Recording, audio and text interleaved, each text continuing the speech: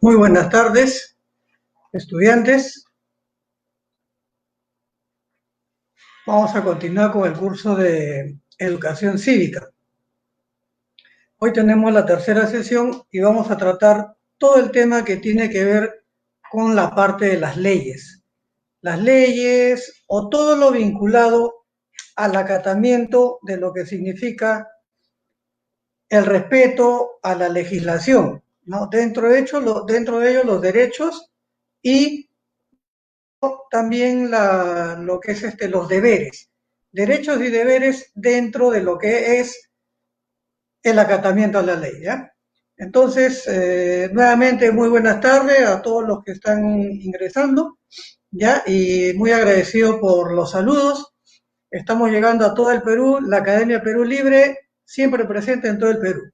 Bien, ¿qué cosa es Estado de Derecho? ¿Qué cosa es Estado de Derecho?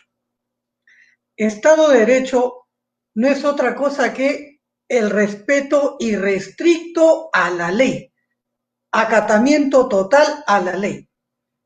Si respeta la ley, se supone que la vida debe ir mejor.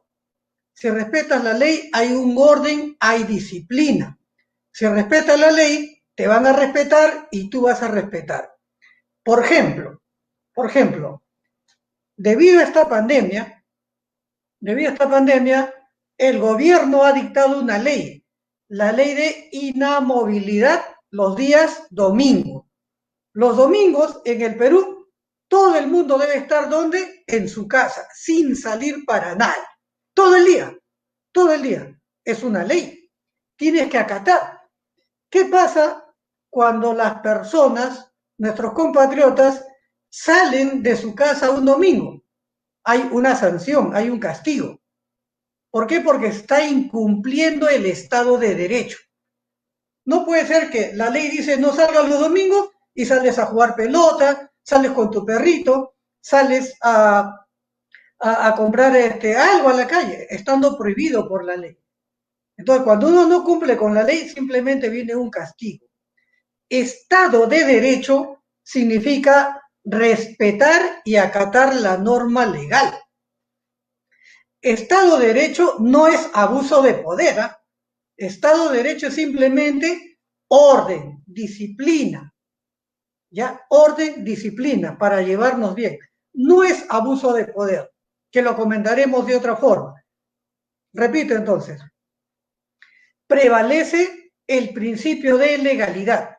Lo van a encontrar en el artículo 74 de la Constitución. El artículo 74 de la Constitución nos habla del principio de legalidad. Solo por ley dada por el Congreso o solo por una ley equivalente, que es el decreto legislativo dado por el gobierno, existe la vigencia de una situación que hay que acatar. Otro ejemplo de Estado de Derecho. El distanciamiento social, ¿no es cierto? Salimos a las calles de lunes a viernes en el horario permitido y nos dicen distanciamiento social. Eso no es un decir, ¿eh? No es una norma social, no es una norma de conducta, es una norma legal. Ha sido publicado en el Diario Oficial del Peruano mediante un decreto legislativo y que dice que uno debe, cuando sale a la calle, a los mercados, a la calle simplemente debe estar mínimamente 1 metro de distancia de los otros. Si es más, mejor. Pero por lo menos dice, no menos de 1 metro. Esa es una ley. ¿Qué más dice esta ley durante la pandemia para el Estado de Derecho? Salir con mascarilla. La ley obliga a salir con mascarilla. O sea, en virtud de una ley se acata. ¿Qué ocurre si no estás distanciado? La policía interviene, te puede detener. ¿Qué ocurre si sales a las calles y no tienes mascarilla? La policía te puede detener. Aunque la ley dice, si no cumples el distanciamiento social 1 metro, si no llevas mascarilla, habrá una sanción de multa. O sea, hay un castigo. Hay un castigo. Eso es Estado de Derecho. Estado de Derecho. ¿Qué más? Otro ejemplo de Estado de Derecho. Cuando nosotros como ciudadanos presentamos una solicitud y está publicado que la solicitud deberá ser atendida en los próximos 7 días hábiles. O sea, días hábiles es lunes a viernes, sin considerar sábado y domingo. O sea, de lunes a viernes 5 días. El siguiente lunes 6, el martes 7, hasta ahí. ¿Ya? Días hábiles o días útiles no comprenden sábado ni domingo. Entonces, por Estado de Derecho, significa que esa solicitud nos deben responder al concluir el 7º día hábil. Pero si no nos responden, entonces ya se violentó el Estado de Derecho. La sanción recae en el funcionario público, en el trabajador del Estado que no te atiende. Estado de Derecho.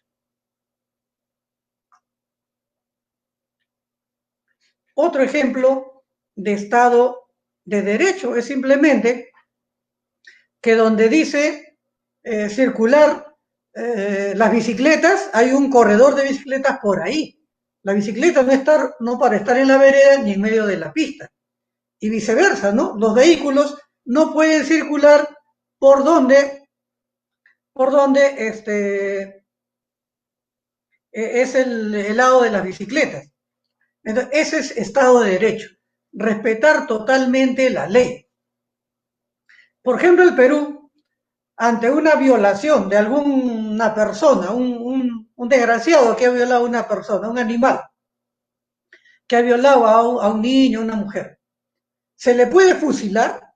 ¿Se le puede llevar a fusilar? ¿Pena de muerte? No, porque si le ponen pena de muerte, si lo fusilan o lo ahorcan, eso sería atentar contra el Estado de Derecho. El Perú es parte de la Conferencia Americana de Derechos Humanos y ha firmado una ley por la cual el Perú está prohibido la muerte de un delincuente. O sea, está prohibida la pena de muerte. Entonces, el Estado de Derecho es que no puedes, digamos, incurrir en algo que la ley prohíbe. Principio de legalidad. ¿Se entiende? O sea, en el Perú está permitido la detención hasta 25 años de cárcel, cadena perpetua, está permitido. Pero pena de muerte en esos casos no hay.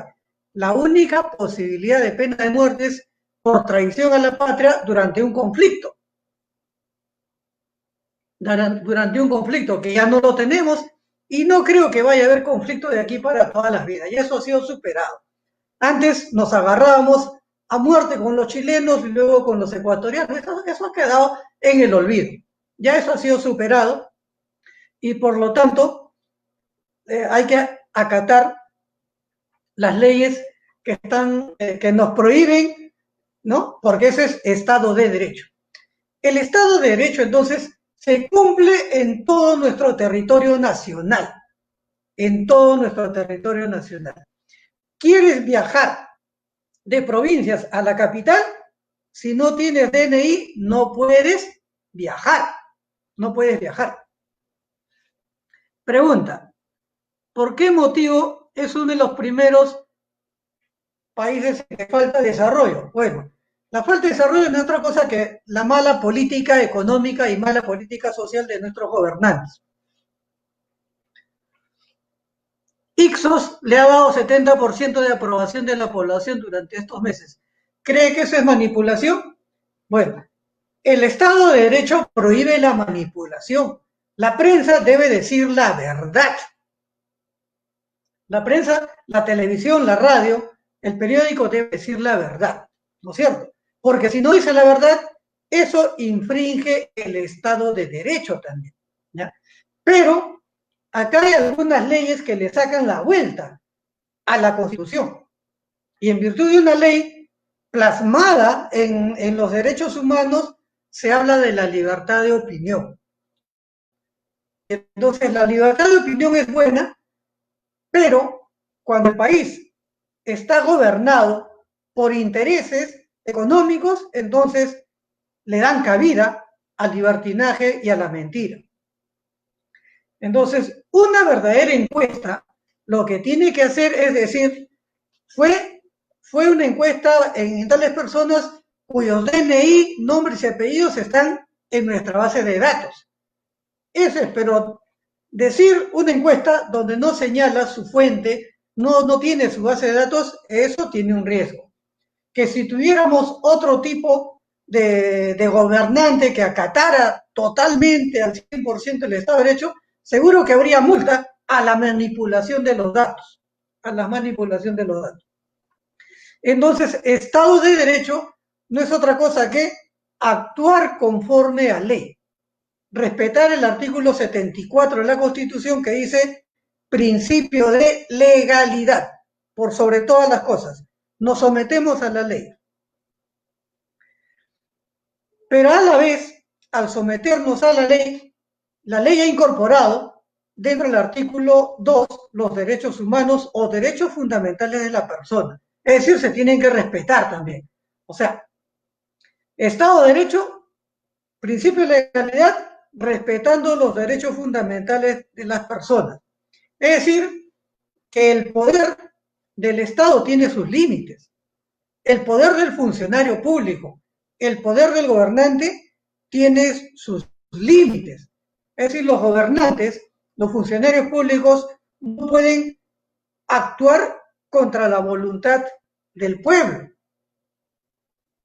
Por ejemplo, la corrupción, ¿no es cierto? Ahí tienen una pregunta de parte de algún alumno, dice, ¿qué es la corrupción? Atentar contra el Estado de Derecho. Corrupción es un delito que solo se da en el Estado. El delincuente que roba un celular, el delincuente que es un marca, que asalta un banco, ese no es corrupción, ¿eh? Eso es un delito. Es un delito, es una situación criminal, ¿no es cierto? Pero el delito de corrupción solamente se da en el Estado. Cuando algún funcionario público, cuando algún servidor público, alguien que trabaja en el Estado, aprovecha de su posición para robarse las cosas que hay en el Estado. Entonces, hace abuso de poder, ¿no? Corrompe. Se apropia de los papeles bond, se apropia del lapicero, se apropia de los ingresos que recauda el Estado. Por ejemplo, el gobierno le ha dado dinero a todas las municipalidades del Perú para que le lleven alimentos a las zonas pobres. Y muchos alcaldes no lo han distribuido, ese es abuso de poder y atenta contra el Estado de Derecho.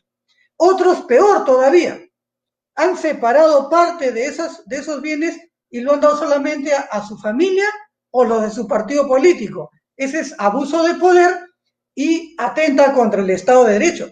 ¿Tiene sanción? Claro que sí. La Fiscalía debe estar investigando, la Contraloría debe estar investigando para tratarlo y castigarlo. El año pasado, el Congreso tenía una mayoría que hacía lo que quería. El Congreso perdonaba delincuentes, el Congreso anterior justificaba a un congresista que en el avión, ¿no? Se propasó con una trabajadora de un avión, lo perdonó, ¿no? Al señor Mamani, ¿se acuerdan? Lo perdonó. El Congreso insultó a varios profesores, a varios trabajadores. O sea, era un Congreso que hizo abuso de poder. El abuso de poder es atentar contra el Estado de Derecho. Entonces, el pueblo se ha movilizado, miren, el pueblo cuando se organiza se moviliza y presionó y finalmente el gobierno cerró el Congreso. O sea, cuando el pueblo es poderoso, presiona tanto, el gobernante no tiene más que aceptar lo que el pueblo quiere. El pueblo quiso que se cerrara el Congreso y se expulsara a esos congresistas y eso fue lo que ocurrió, ¿no es cierto? O sea, cuando se atenta contra el Estado de Derecho, el pueblo puede protestar, puede organizarse, insurgir y hacer que otro ponga la solución como ocurrió. Ese es Estado de Derecho porque también a la vez se va contra el abuso de poder. El funcionario público, el que debe cumplir la ley, debe dar el ejemplo. Si yo soy funcionario público, se supone que soy una de las personas más educadas, más cultas, y debo orientar al pueblo, debo educar al pueblo. Los funcionarios del Estado, o sea, los que trabajan para el Estado, son aquellas personas que se supone están un pasito más allá en lo que es educación, valores y cultura, no al revés, no al revés como ocurre en nuestro país.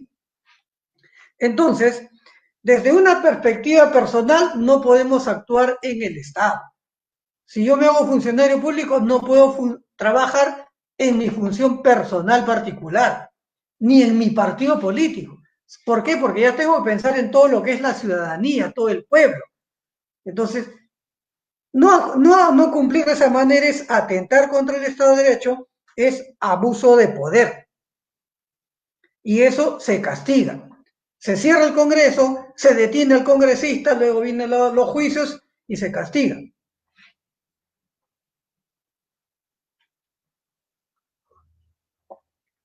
Una manifestación de Estado de Derecho es justamente no respetar la norma, infringir la norma, violar la norma, ¿ya? O sea, no respetar la norma legal.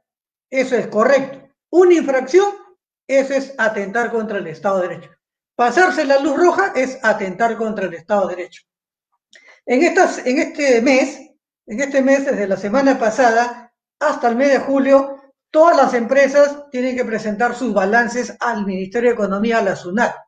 Si no lo presentan dentro del cronograma, se ha violentado la norma, se ha ido en contra del Estado de Derecho. Así de simple. Así de simple. Bueno, el Estado de Derecho se debe cumplir a fidelidad, sobre todo en los países democráticos, ¿no? Donde ha habido elecciones, se ha elegido autoridad. Y por lo tanto, esa autoridad elegida democráticamente es la que tiene que demostrar respeto total al Estado de Derecho. No hacerlo es otra cosa, ¿no? Si el gobernante actúa de una manera absoluta, autoritaria, entonces ya no hay Estado de Derecho. Cuando es absoluto, yo mismo soy para todo, ese es un poder que reside en una sola persona. Eso no es Estado de Derecho. En los estados democráticos es todo lo contrario. Ser autoritario es ser antidemocrático, es no respetar el Estado de Derecho, ¿no? Las minorías no tendrían opinión en un Estado autoritario. No habría opinión de las minorías, de los pobres, ¿no? De los asentamientos humanos, no habría. Eso sería atentar contra los derechos humanos y atentar contra el Estado de Derecho.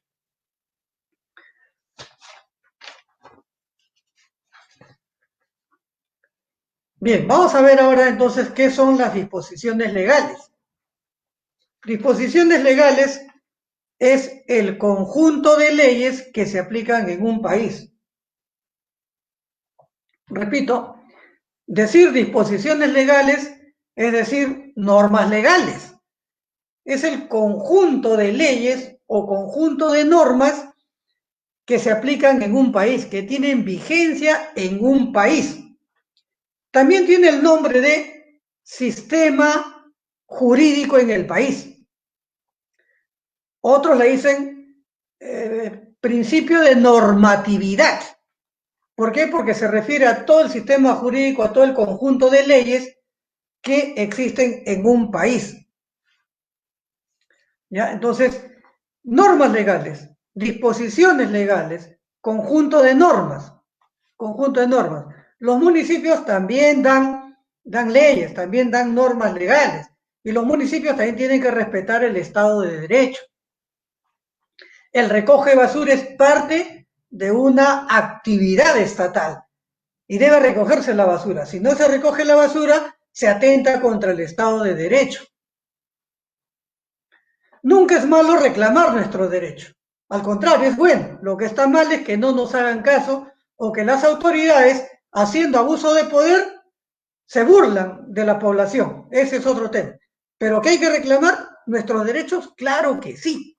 Por supuesto que sí. Nunca hay que dejar de reclamar nuestros derechos.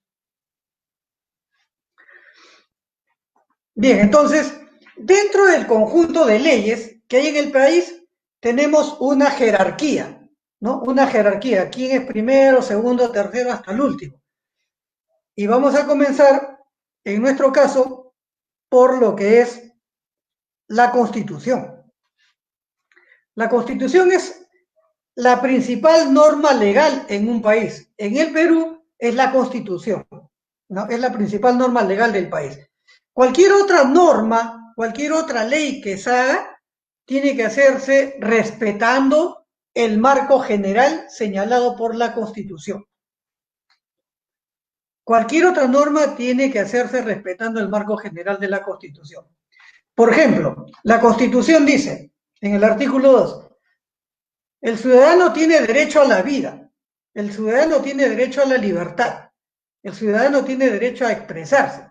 Entonces, cuando se crea una ley para combatir la delincuencia, una ley para combatir la delincuencia, dice, el policía podrá capturar, pero respetando ante todo la vida, solo actuará en caso de enfrentamiento, en caso de defensa.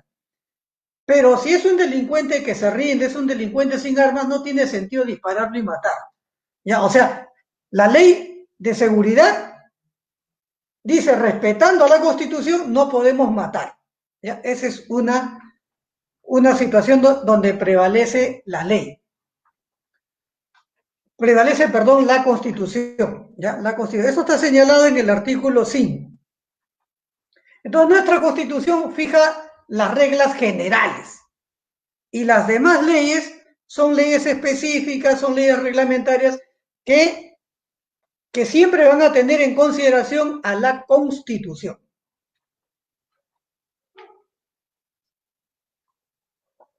Estamos, de acuerdo al material que se les ha enviado, en el tema de disposiciones legales. ¿Ya? Ese es el título, el tema de disposiciones legales. Ahora,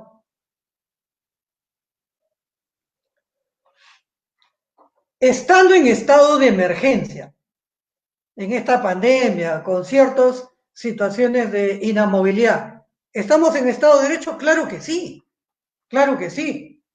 porque si sale sin respetar esta norma, no solamente se contagia ese montón, se contagia todo el Perú.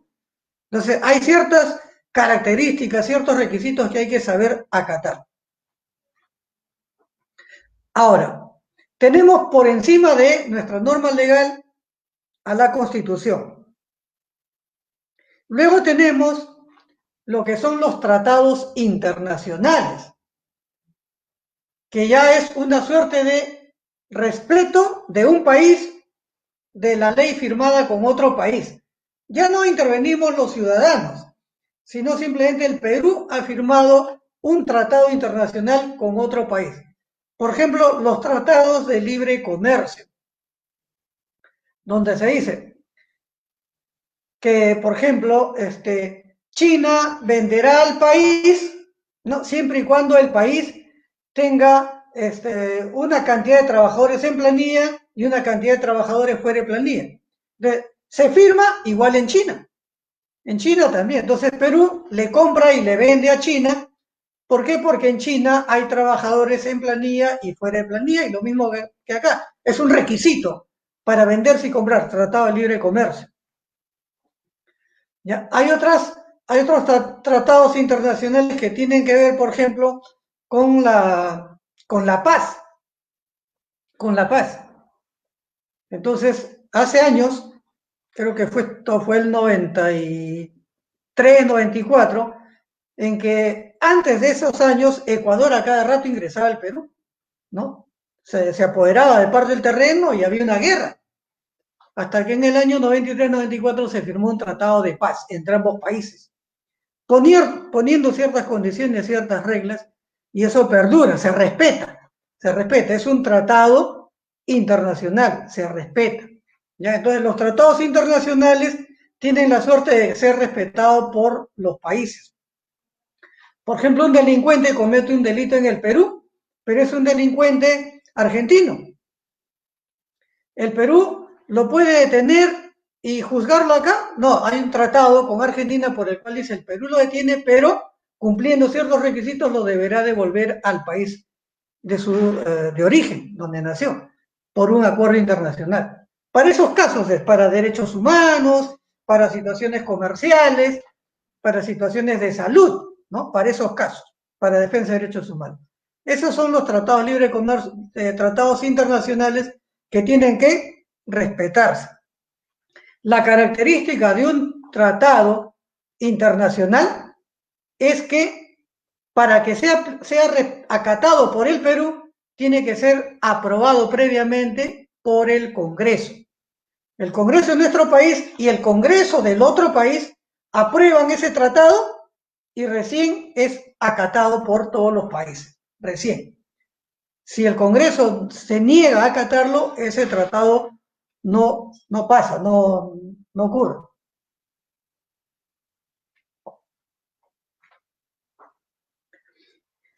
Se puede decir que este es el único caso que está por encima de nuestra Constitución. ¿Ya? Es cierto, el Tratado de Libre Comercio está por encima en esos puntos del tratado, nada más, no en todo, sino en lo que el tratado ha acordado. Está por encima de la Constitución. Eso es cierto. ¿Ya? Se respeta el Tratado Internacional. ¿Por qué? Porque la Constitución también lo señala en el artículo 56. El artículo 56 de la Constitución dice, los tratados internacionales en el tema referido serán acatados. En ese sentido, sí, ¿ya? Después, todo está sometido a la Constitución.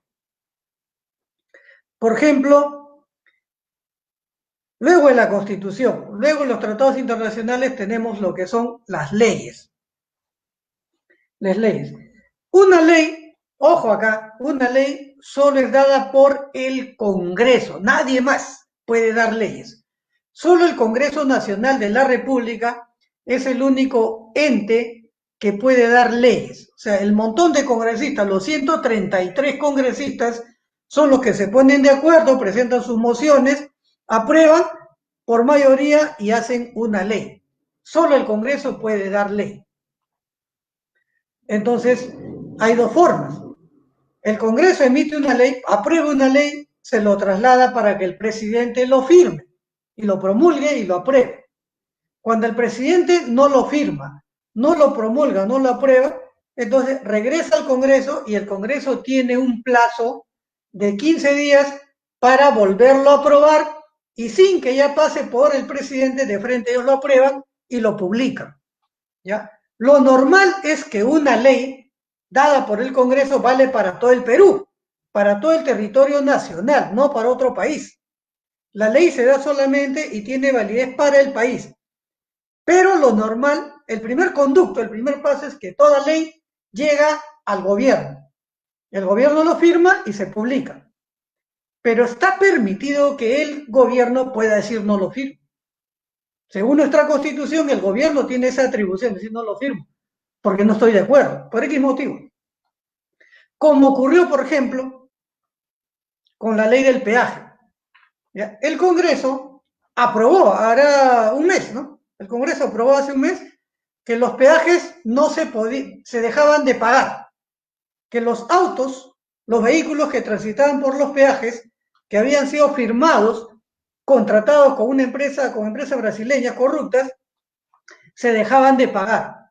Y entonces las casetas de cobro de peajes en estas carreteras, en estas avenidas, quedaron vacías y los carros transitaron durante un mes. ¿Qué ha pasado? Este es un hecho absurdo, ya que lamentablemente en la situación social, política en que vivimos, mira lo que se permite. A pesar que la Constitución dice que la ley está por encima de cualquier otra norma, ¿no? Menos de la Constitución tenemos la ley, esta ley rige para todo el país y sin embargo, estas empresas brasileñas presentaron una demanda ante un juez y el juez ha dicho, no procede esa ley, no procede esa ley y el juez ha dicho, un juez peruano ha dicho que se sigan pagando los peajes y que vuelvan las casetas. Entonces, un juez se ha puesto por encima de la ley. Eso es lo que ocurre en nuestro país. Y esa sentencia del juez jurídicamente no tiene validez. En los hechos es todo lo contrario. En los hechos ya las empresas brasileñas han puesto su caseta, están volviendo a cobrar el peaje. Eso es violación del Estado de Derecho. ¿Y por qué se permite? Porque hay empresas que manejan a los gobernantes. Hay empresas poderosas económicamente que controlan la economía y la sociedad en el país. Por eso es que controlan a los jueces inclusive. ¿Ya? Estas empresas poderosas económicamente manejan a los jueces, manejan el sistema. Y miren lo que ha ocurrido. Y una desgracia, los congresistas se han quedado callados la boca. Los congresistas no han dicho nada. O sea, vean también la calidad de congresistas que hemos elegido hace poco. Estos los elegimos en enero. Se han quedado calladitos la boca. ¿Ya? Entonces, cuando no se respete el Estado de Derecho, suceden un montón de cosas negativas para la población, como es el caso del peaje. ¿Ya? Entonces, la ley tiene validez para todo el país. Estamos en el tema de disposiciones legales y estamos dando los ejemplos. Pero la ley a la vez, hay dos tipos de leyes: leyes orgánicas y leyes ordinarias.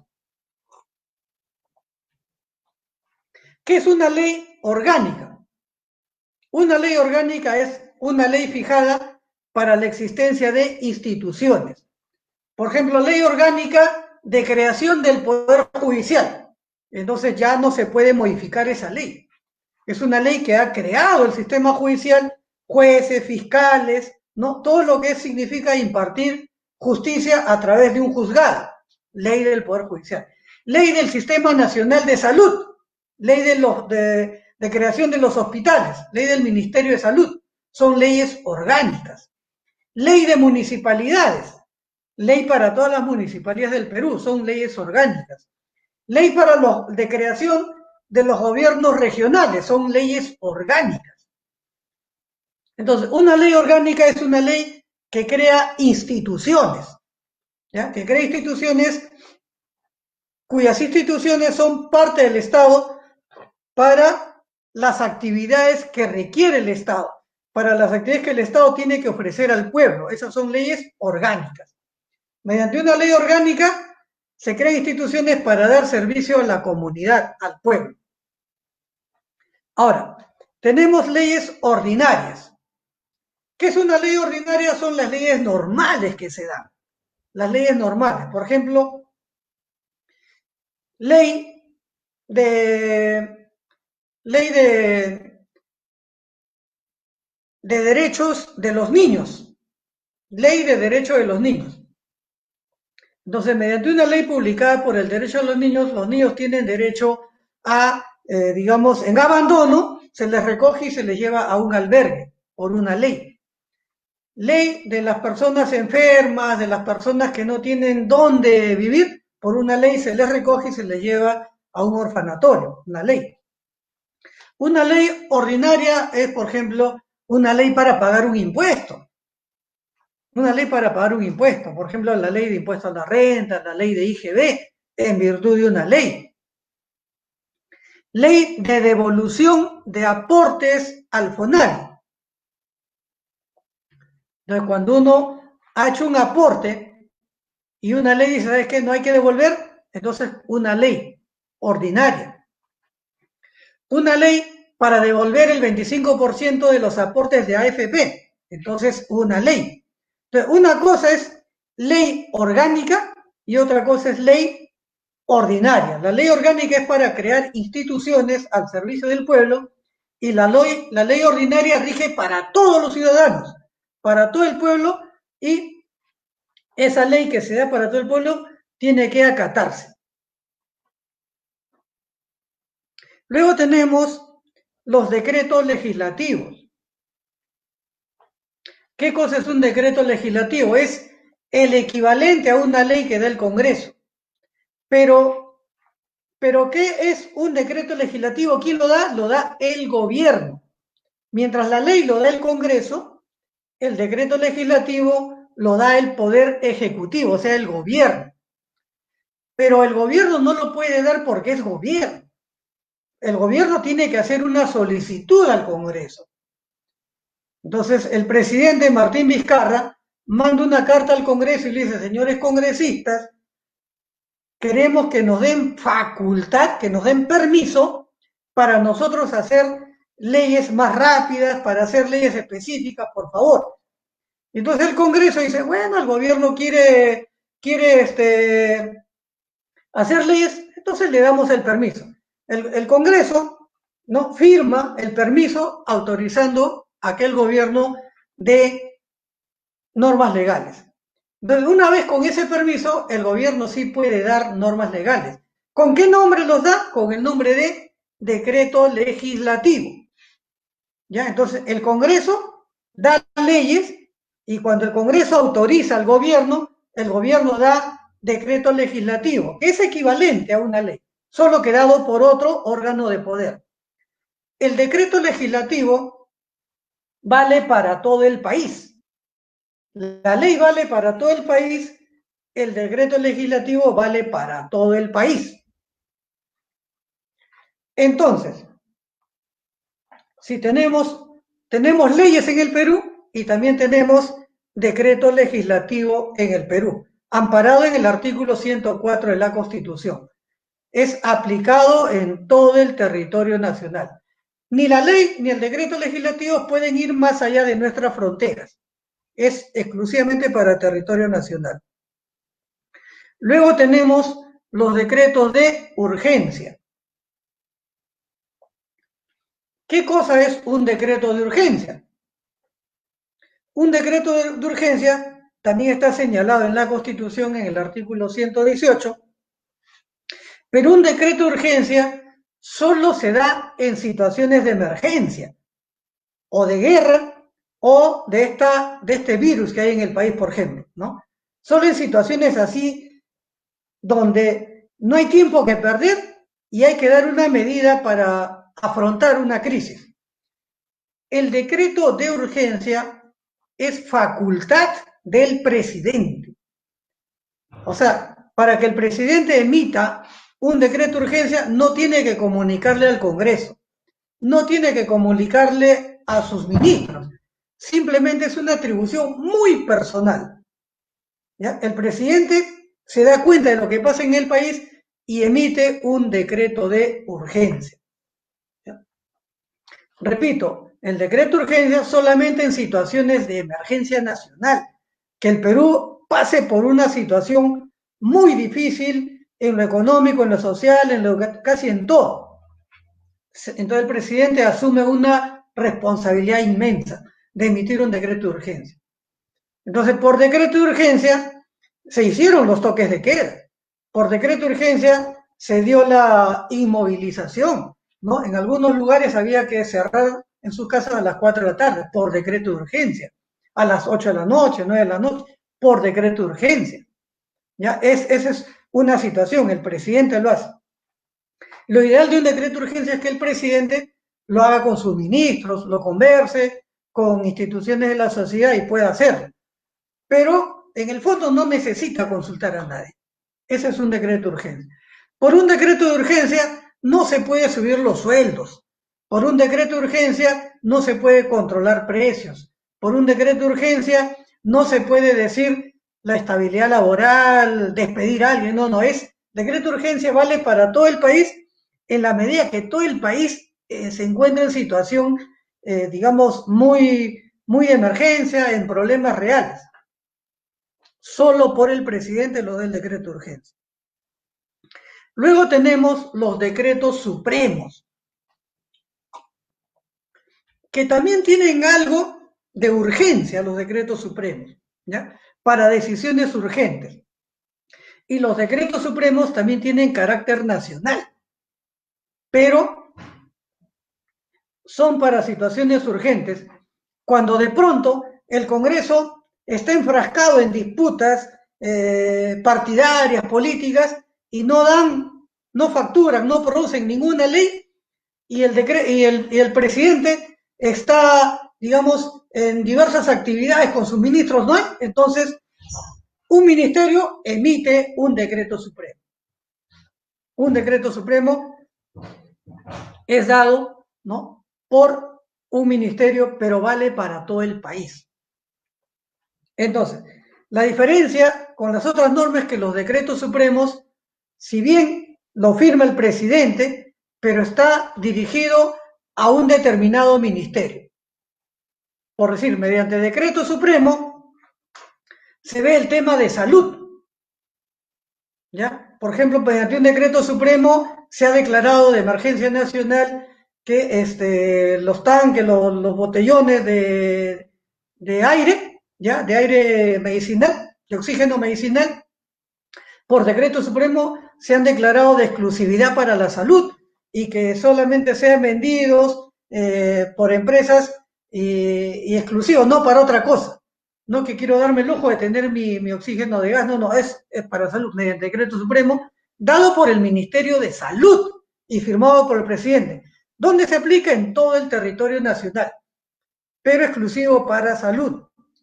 O sea, este tema del decreto supremo del Ministerio de Salud no puede ser aplicado en el caso de agricultura, en el caso de pesca, en el caso laboral. Es exclusivo para ese sector. Si se da un decreto supremo para inspecciones laborales, vale para todo el Perú donde se trabaja, solamente para situaciones laborales. Inspección laboral, ¿a qué hora entra el trabajador? 8 de la mañana, sale a las 4 de la tarde, 5 de la tarde, 8 horas de trabajo para inspecciones laborales. Es un decreto supremo que vale en todo el Perú, pero solamente para los lugares donde se trabaja, donde hay una planilla, normalmente en las empresas, ¿no es cierto? Decreto supremo sobre la agricultura, sobre la papa. Entonces, es un decreto supremo que vale para todo el país, pero solamente donde se desarrolla agricultura, el caso de la papa. ¿Ya? Entonces, esa es la característica de un decreto supremo. Lo firma el presidente, pero está dirigido solamente al determinado ministerio. Pero además, un decreto supremo también se utiliza para reglamentar, para hacer reglamentos. O sea, cuando se da una ley o un decreto legislativo, ley o decreto legislativo se publican para todo el país, pero hay cosas que no se entienden. Hay cosas que quedan como una laguna, ya que uno no lo puede entender. Entonces, para precisar, para entenderlo mejor, es que se dicta un reglamento. Y el reglamento es vía decreto supremo. O sea, un decreto supremo también sirve para precisar una ley, para mejorar la interpretación. Se llama reglamento de la ley.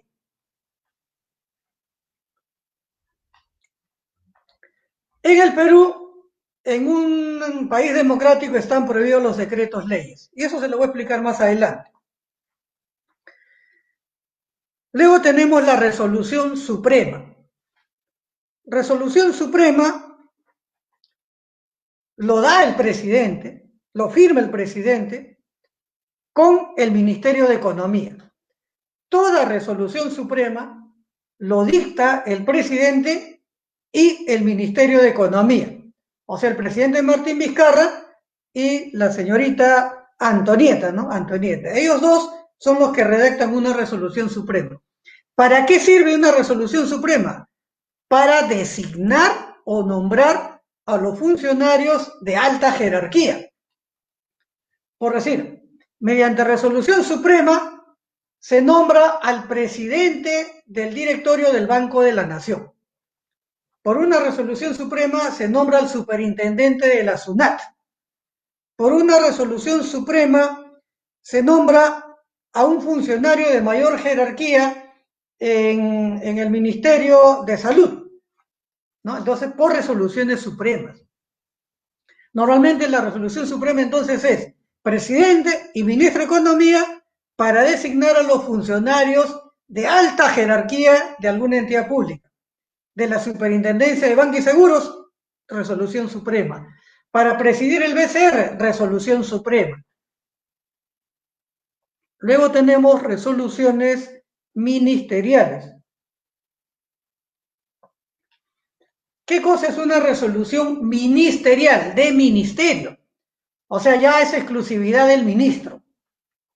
El ministro emite una resolución ministerial. O sea, ya no necesita que el presidente lo firme, no necesita consultarlo el presidente del Consejo de Ministros, tener una reunión de gobierno, no, simplemente el ministro emite su resolución.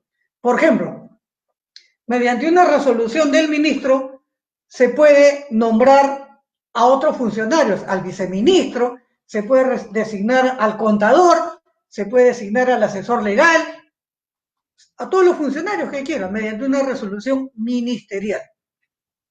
Pero también mediante una resolución ministerial del sector se puede decretar el Día del Pollo, mediante una resolución del ministro de Salud. El Día de la Papa, mediante una resolución del ministro del sector, o sea, de Agricultura, el Día de la Papa, ¿no es cierto? El Día de la Pachamanca, entonces lo tiene que ver el Ministerio de Cultura. El ministro de Cultura dicta una resolución ministerial. El Ministerio de Transportes puede emitir una resolución que diga los pasajes se incrementarán en un 10-15%, el Ministerio de Transportes. O sea, ya son exclusividades de cada ministerio, mediante resolución ministerial, lo firma el ministro.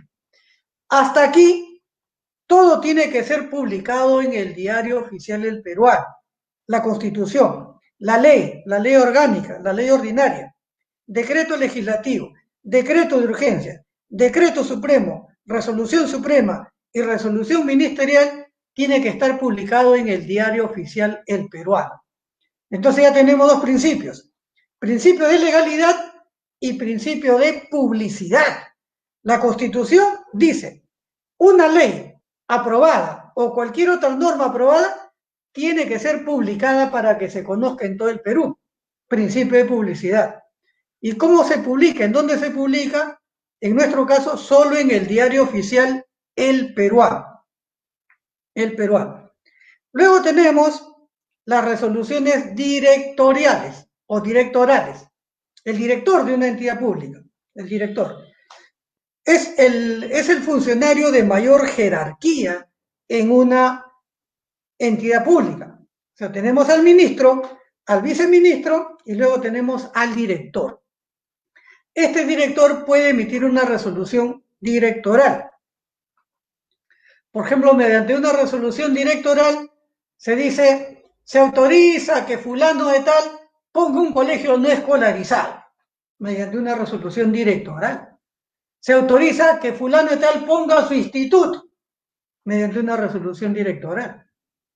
Mediante una resolución directoral se dice que la línea de transportes, la 15M, circulará de tal lugar a tal lugar, mediante una resolución directoral del Ministerio de Transporte. O sea, ya es una responsabilidad menor para ciertos cánones, para ciertas actividades, resolución directoral, que también tiene que estar publicado en el Diario Oficial El Peruano también, esta resolución directoral. O sea, principio de legalidad y principio de publicidad. Luego tenemos la resolución jefatural de los jefes. Por si acaso, todo este conjunto de normas legales o disposiciones legales son inherentes al funcionamiento del Estado. O sea, el Estado, para que mantenga orden y pueda ejercer el Estado de Derecho, requiere un conjunto de normas legales, una serie de leyes. Entonces, la resolución jefatural es parte del conjunto de las normas legales. Pero mediante una resolución jefatural se puede nombrar otros jefes, se puede, dar las directivas en una entidad, es un poder que tienen los jefes. Por ejemplo, yo he sido jefe de administración y contabilidad en una entidad pública y yo emitía las directivas del sistema de contabilidad donde yo trabajaba, por eso soy contador público, era director de administración y finanzas y dentro de ello ejercía la contabilidad. Entonces fijaba las directivas, fijaba los reglamentos de mi oficina. Son digamos, resoluciones jefaturales que no requieren publicarse en el Diario Oficial del Peruano. que se publiquen simplemente internamente, a nivel institucional, a nivel institucional. Que son resoluciones jefaturales. En todas las entidades públicas hay un jefe, ¿no? Hay jefes, jefe de tesorería, jefe de finanzas, jefe de recursos humanos, jefe de contabilidad, jefe de control interno, jefe de compras, en fin, esos son los que pueden emitir resoluciones para su área laboral, para su área laboral. Luego tenemos la ordenanza municipal. ¿Qué es una ordenanza municipal? Es la ley que dan los alcaldes. Los alcaldes no pueden dar ninguna de las normas anteriores. Los alcaldes solamente pueden dar ordenanza, ese es el nombre. Hace 30 años se decían edictos, ya eso quedó derogado. El nombre de la máxima disposición legal que puede dar un alcalde es ordenanza. Y mediante una ordenanza es una ley solamente que tiene validez en su distrito. En su distrito. ¿Ya? Entonces, doy una ordenanza que vale solamente entre mi frontera distrital, al interior, para mi barrio, no para otros barrios. Es mediante una ordenanza. Ahora, la ordenanza, por ejemplo, puede decir, por ordenanza está prohibido, ¿no?, que las mascotas ensucien los parques. En virtud de una ordenanza, todo aquel que sale con su mascota deberá recoger sus desechos en una bolsita, mediante una ordenanza, que solamente es para ese distrito. Si en otro distrito no se ha publicado esta figura en las mascotas, pueden hacer lo que quieran. Pero en mi distrito, en mi barrio, la ordenanza te prohíbe ciertas cosas. Mediante ordenanza se puede decir, para el recoge de basura, los camiones circularán a partir de las 9 de la noche. Deje su bolsa de basura afuera de su casa, en la puerta de su casa, a partir de las 9 de la noche. No a la hora que quiera, sino a partir de las 9 de la noche. Solamente vale para ese distrito.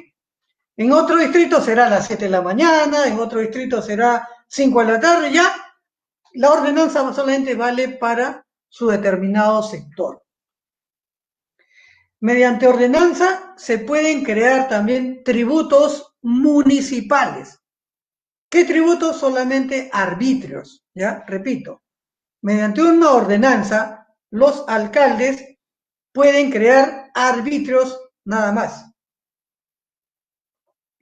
Mediante ordenanza no se pueden crear impuestos para nada. Solamente se pueden crear arbitrios. ¿Ya? Los tributos son 3 modalidades. Son impuestos, contribuciones y tasas. Y dentro de las tasas están los arbitrios. Entonces, la municipalidad, mediante ordenanza, solamente puede crear la tercera, o sea, las tasas, que son una suerte de arbitrios, nada más. No otras cosas. No tiene mayores facultades. Los impuestos son creados por el Congreso por decreto legislativo. Y luego tenemos las ordenanzas regionales. ¿Qué es una ordenanza regional? Ya lo que le corresponde a cada gobierno regional. A cada gobierno regional. Entonces, por una ordenanza regional se puede tomar la decisión de construir un hospital de esa región, por ordenanza regional, con los recursos que tiene el gobierno regional. Pero mediante una ordenanza regional no se puede modificar una carretera. Mediante una ordenanza regional se puede aperturar una pista, un jirón, una calle, sí, pero no se puede una carretera, porque una carretera es de carácter nacional. Eso le corresponde al Congreso. Entonces, cada quien en su lugar. El gobierno regional tiene atribuciones para su región dentro de lo que la ley de creación de regiones le permite. Sí puede crear un hospital, sí puede administrar los colegios, sí, pero más allá de eso no. Y bueno, estas son las normas legales que se dan en un país democrático, en un estado democrático, donde ha habido elecciones y ha ganado una autoridad. A la pregunta, un decreto ley, eso está prohibido en cualquier país democrático.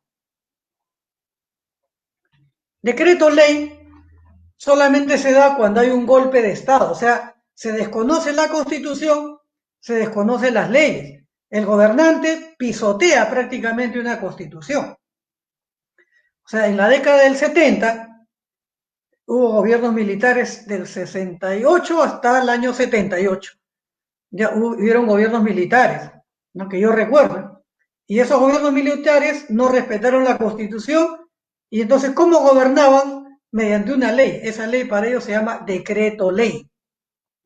Porque no había congreso, no había autoridades electas, entonces el gobierno militar empezaba a dar decreto ley. Mediante decreto ley, el pasaje vale 3 soles. Mediante decreto ley, no puede haber reuniones sociales. Mediante decreto ley, las fiestas comienzan a las 3 de la tarde. Mediante decreto ley, todo mediante decreto ley. Es un ejercicio de poder bien duro, bien fuerte. Pero no solamente militares, también hay gobiernos civiles. En el caso peruano ocurrió en el año 93, 93, 92, 93, ¿no? Un presidente que ganó las elecciones, Alberto Fujimori, de pronto cerró el Congreso, desconoció la constitución vigente, acabó con todas las leyes y empezó a gobernar a punta de decreto ley. Entonces Fujimori destruyó la legalidad y comenzó a gobernar mediante decreto ley.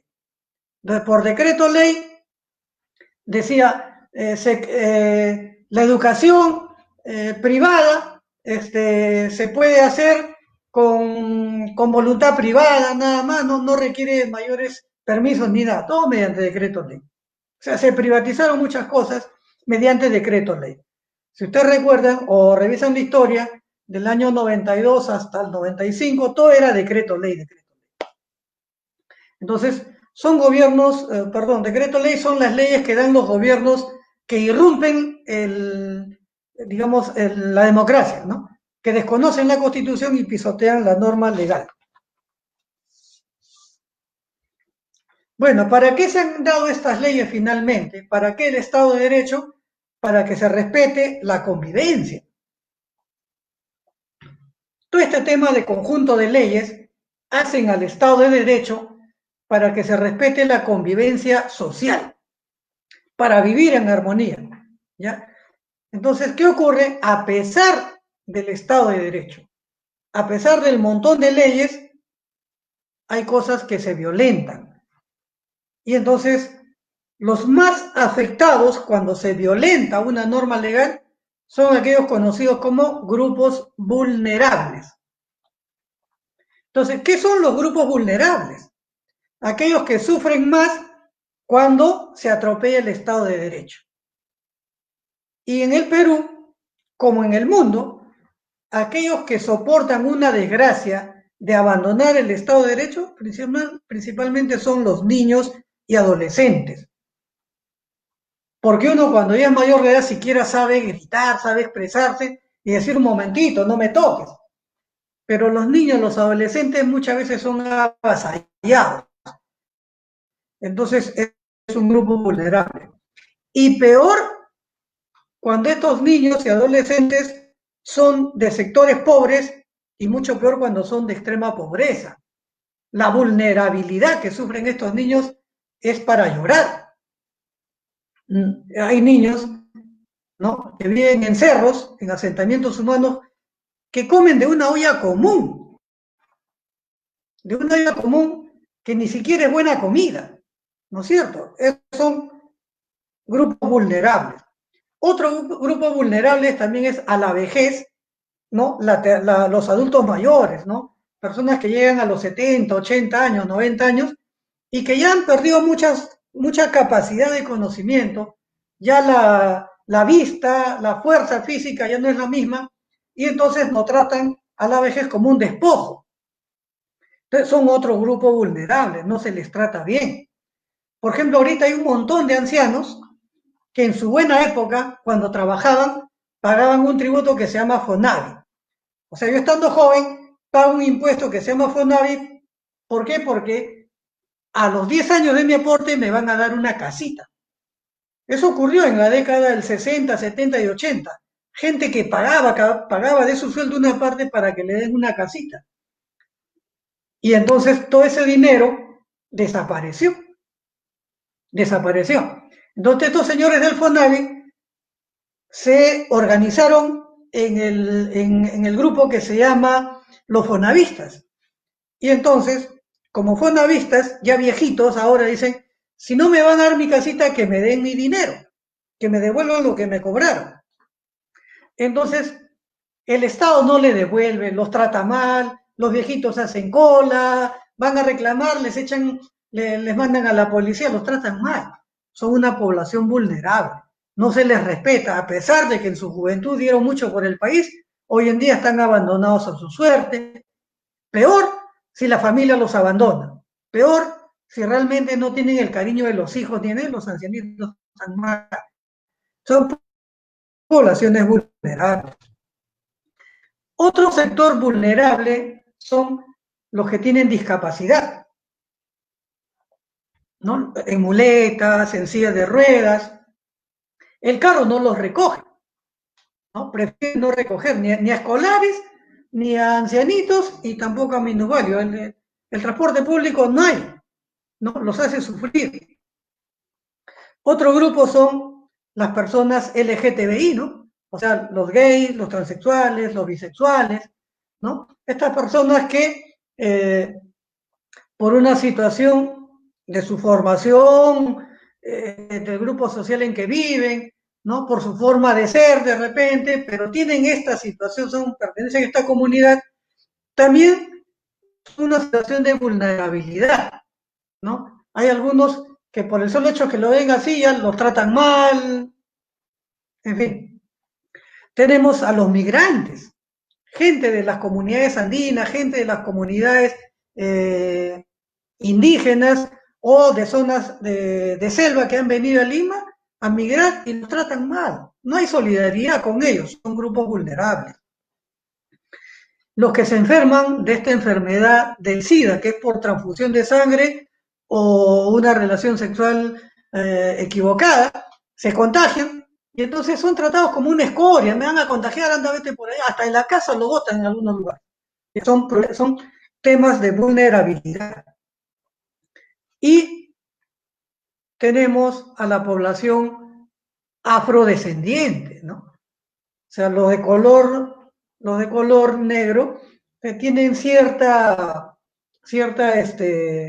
digamos, represión, igual que el andino que va a las ciudades, tiene cierta represión, son poblaciones vulnerables. Entonces, el Estado de Derecho debería acogerlos, porque ellos tienen derechos que hay que darles, sin embargo, las leyes a veces se equivocan y no los tratan como debería ser. Más el sistema de educación, los valores y la cultura no nos hace querer como quisiéramos. Y eso fomenta dos situaciones calamitosas, que son el racismo y la discriminación. ¿Qué cosa es el racismo? Es una ideología discriminatoria. El racismo es una ideología que hace creer que hay personas que son superiores a otras personas. Y los que tienen esa ideología de una raza superior hasta son capaces de matar a los que consideran de una raza inferior. El ejemplo más claro fue la Segunda Guerra Mundial. Hitler consideraba a la raza judía como una escoria que no merecía la vida. Y la raza de Hitler, la raza alemana de aquellos tiempos, se consideraban los únicos supervivientes en el mundo, por eso invadieron casi todo el mundo. Entonces, ese racismo es una alta degeneración, ¿no? Es una alta degeneración de la especie humana. Es una ideología totalmente reaccionaria, cavernaria, que ojalá pues algún día se elimine, ¿no? Todavía hay racismo, sobre todo lo que hemos visto hace poco en Estados Unidos, ¿no? A la comunidad negra, cómo le faltan el respeto, los asfixian, los matan, ¿no es cierto? Entonces, ya es tiempo que la gente empiece a defender sus derechos. Pero hay otra que es mucha más amplia que el racismo, que es la discriminación. El racismo es una forma de discriminación, pero la discriminación entonces es más amplia, es más amplia. Te discriminamos por tu raza. Acá también en el Perú hay discriminación. Todavía queda, antes había más. ¿Por qué eres de la sierra? En Lima te discriminamos. porque eres de la selva, de alguna zona indígena, en Lima te discriminamos. Ahora ha bajado bastante porque hay más valores, pero sigue habiendo, ¿no es cierto? Antes era una vergüenza decirse soy cholo, ¿no? Ahora por lo menos ya decimos soy cholo, ¿no es cierto? Pero antes era un atropello a la democracia, a la sociedad. Entonces, se ha combatido, pero todavía existe discriminación, sobre todo con esta gente de los pueblos, ¿no? Hay mucha, es un trato desigual. La discriminación es un trato desigual por esos motivos. Si eres de una religión distinta, te discrimino. Te discrimino porque eres de otro partido político, te trato mal, te insulto mal, ¿no? No estoy de acuerdo con tus ideas políticas, te discrimino, te insulto, ¿no es cierto? Hay algunos condenados que se burlan, que todo lo ven mal. Esa es una forma de discriminación. Uno hace lo que puede, uno hace lo que quiere, uno hace cosas buenas, pero para cierto sector, ¿no? Que tiene una mentalidad degenerada, te trata mal, te insulta, no ve nada bueno. Es una forma de discriminación. Es gente enferma, ¿no? Es gente sin valores, sin respeto, que escribe tonterías en el WhatsApp, te insulta por el WhatsApp, por el correo, ¿no? Entonces, gente sin valores. Eso es una forma de discriminación. Discriminación es cuando no eres atendido. Vas a que te atiendan y no te atienden. ¿Por qué? Porque simplemente estás mal vestido, estás sin zapatos, no te lavaste la cara, qué sé yo. El pobre no tiene ni para comer, ni siquiera agua para lavarse, tiene todo el derecho, debe ser atendido. Pero acá no. Hay mucha discriminación por el solo hecho de ser pobre. ¿Ya? Discriminación es prácticamente que no te atienden, te desplazan, ¿no? Te sacan de la cola, en fin.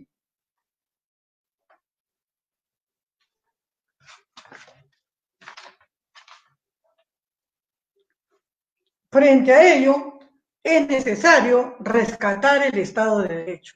Frente a ello es necesario tratar el tema de la inclusión social. Inclusión social no es otra cosa que tratar a todos por igual.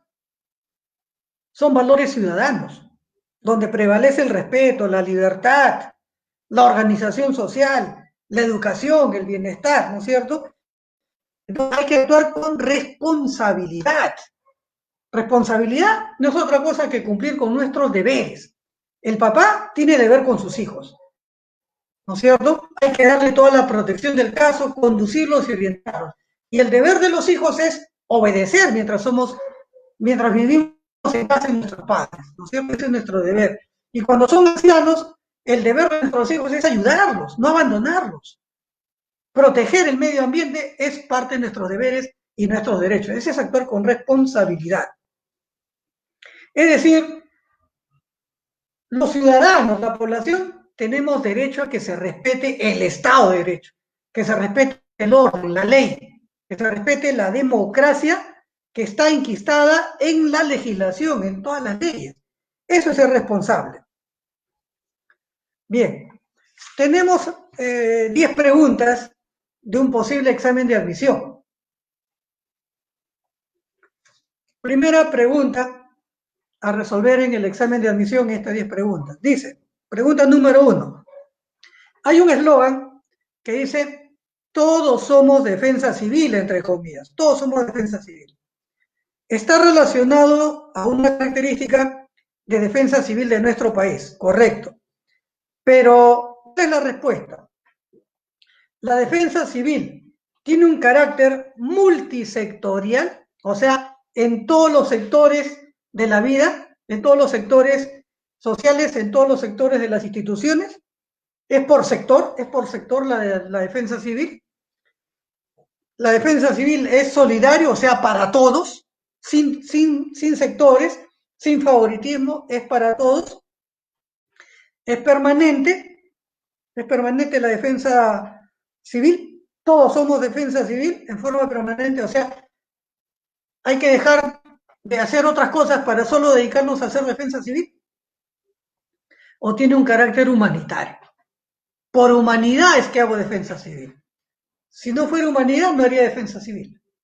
¿No es cierto? Entonces, acá la respuesta es C. La defensa civil tiene un carácter solidario. Todos somos defensa civil, todos somos solidarios. Principio de solidaridad, valores, valores. Pregunta número 2. Antes de ser ratificados por el presidente de la República, los tratados internacionales deben ser aprobados por el Congreso. Está clarito. Eso lo hemos dicho en varias oportunidades. El Congreso primero aprueba un tratado internacional y luego lo ratifica el presidente y es válido para los estados que han firmado. La respuesta es la E. Pregunta número 3. Los gobiernos locales, para aumentar sus ingresos y lograr el desarrollo de sus ciudades, reciben aportes provenientes del Consejo Nacional de Descentralización. Estos aportes se reciben a través de la SUNAT, Ministerio de Desarrollo, el PRONA, el BCR, Foncomún. Gobiernos locales se está refiriendo a municipalidades. Las municipalidades, aparte de recaudar tributos de su población, de su comunidad, también reciben dinero del Ministerio de Economía. Cuando el Ministerio de Economía le reparte a cada municipalidad, hay como 2.500 municipalidades en todo el Perú, o sea, el Ministerio de Economía tiene que entregar a todas las municipalidades, eso se llama Fondo de Compensación Municipal. Ese dinero que les da el Ministerio de Economía a cada municipalidad es para que se atienda a las zonas más necesitadas o más alejadas de que tiene cada gobierno municipal o cada alcalde, ¿ya? Es Foncomún, Fondo de Compensación Municipal, plata que el Ministerio de Economía distribuye a todos los alcaldes, a todos los gobiernos locales. La respuesta es la E. En el caso número 4, características de defensa nacional. La defensa nacional debe ser permanente, claro que sí. La defensa nacional ejerce el ejército y la policía nacional. ¿Ya? En las fronteras está el ejército, pero siempre para controlar, una vez de las fronteras, las primeras calles, avenidas, está la policía. Entonces, la defensa nacional corresponde al ejército, a las 3 Fuerzas Armadas y la Policía Nacional. ¿Es permanente? Toda la vida, ¿no es cierto? Es permanente. La defensa nacional se ejecuta, es ejecutiva, pero claro, toda la vida hay control, toda la vida hay pase de extranjeros o salida de peruanos al extranjero, es ejecutiva, toda la vida.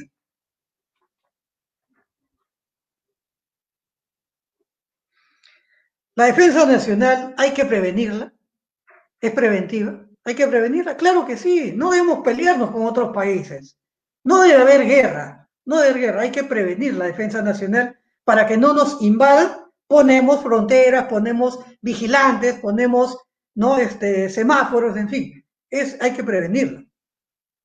La defensa nacional es integral, todo el territorio.